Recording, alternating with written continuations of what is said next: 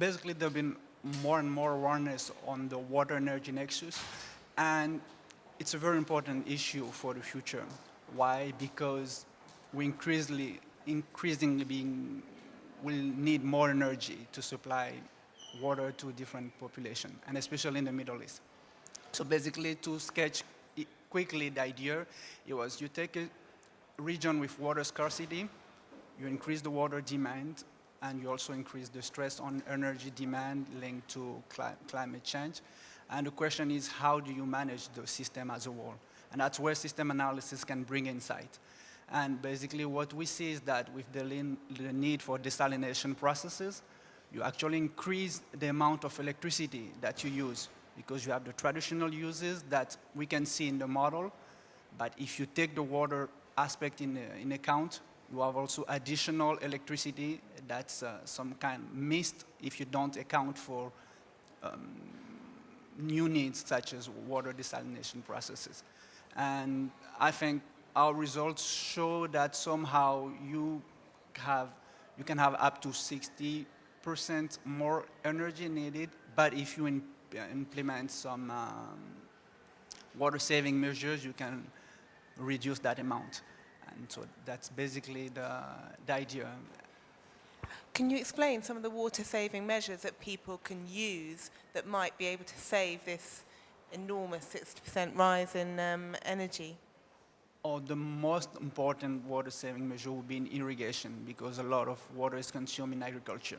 And that brings back to the same system view, is that if you need water for agriculture, it's because of the way the agriculture markets are structured today.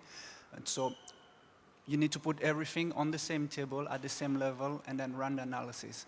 What are the needs for agriculture? What are the needs for consumption? And with all those needs, what are the options? But the most important saving measure will be in irrigation.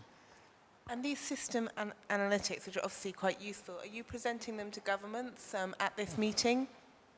Yes, we do, and actually we do with other colleagues in the world. We participate in an International Energy Agency framework program, which has been running for 30 years. And the idea is to give tools. We don't deliver a message. Like, we don't say this is the issue, but the tool will enable people to make informed decision.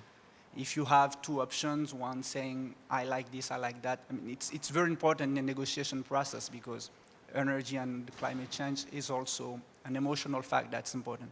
But then to move forward, you need something that's a little more cold and that say, okay, with all those issues, this is where we can go. And so that's basically where system analysis comes from because we can say different things around the table and talk around the model, and the model will help us. And so it's an iterative process.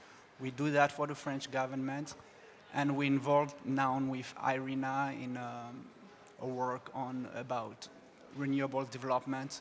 So we have more questions than answers. That's what I would like to say. And you mentioned the Middle East, but could this analysis help both developed and developing countries as they come up against the challenges of water scarcity, perhaps caused by climate change? Yes, I think that's an important question because today it's mostly recognized in developed countries. Developed countries have a long tradition and research because it's capacity building.